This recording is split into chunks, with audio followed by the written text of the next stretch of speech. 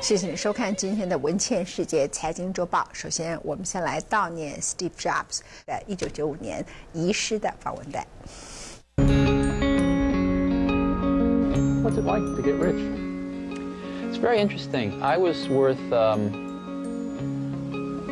about over $1 million when I was 23, and over $10 million when I was 24, and over $100 million when I was 25. And it wasn't that important because I never did it for the money.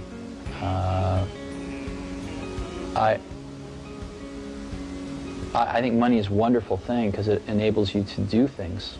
It enables you to invest in ideas that don't have a short-term payback and things like that. But especially at that point in my life, it was not the most important thing. The most important thing was the company, the people, the products we were making, what we were going to enable people to do with these products. So I didn't think about it a great deal.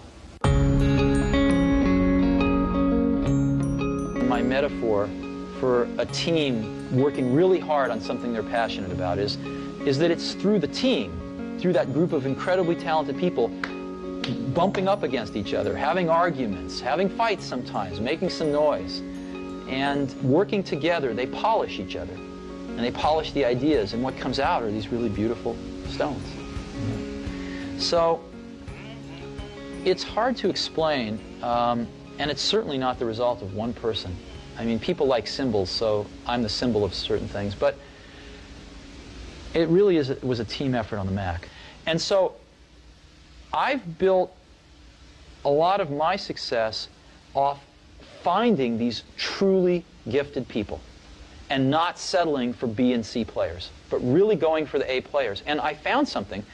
I found that when you get enough A players together, when you go through the incredible work to find 5 of these A players, they really like working with each other because they've never had a chance to do that before. And they don't want to work with B and C players, and so it becomes self-policing, and they only want to hire more A players. And so you build up these pockets of A players, and it propagates. And that's what the Mac team was like. What does it mean when you tell someone their work is shit? It usually means their work is shit. Sometimes it means I think your work is shit, and I'm wrong.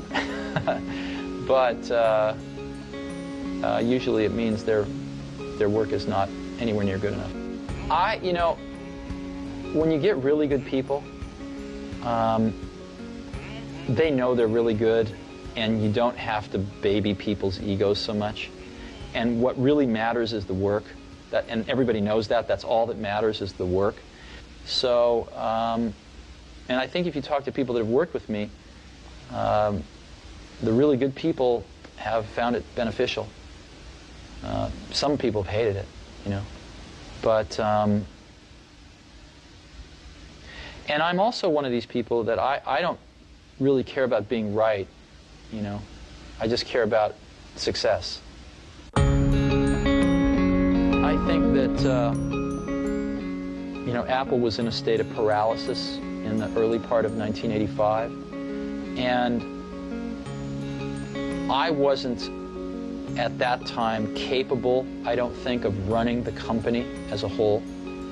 I was 30 years old, and I don't think I had enough experience to run a $2 billion company. Unfortunately, John didn't either. And so anyway, I was told in no uncertain terms that there was no job for me. And it was really, really tragic. Siberia.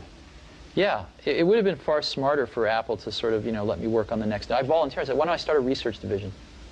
And, give me a few $1 million a year, and I'll go hire some really great people, and we'll do the next great thing.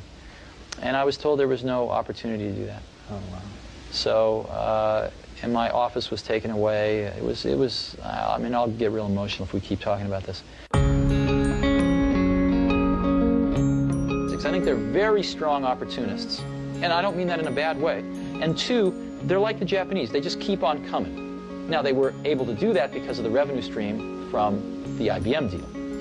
But nonetheless, they made the most of it, and I give them a lot of credit for that.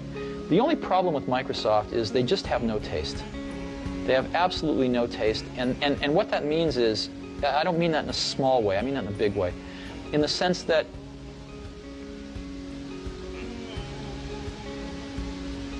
they don't think of original ideas, and they don't bring much culture into their product. And you say, well, why is that important? Well, you know, proportionally spaced fonts come from typesetting and beautiful books. That's where one gets the idea. If it weren't for the Mac, they would never have that in their products. And so I guess I am saddened, not by Microsoft's success. I have no problem with their success. They've earned their success, for the most part. I have a problem with the fact that they just make really third-rate products. Their products have no spirit to them. Their products have no sort of spirit of enlightenment about them.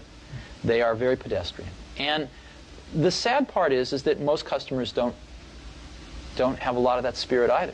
But how do you know what's the right direction?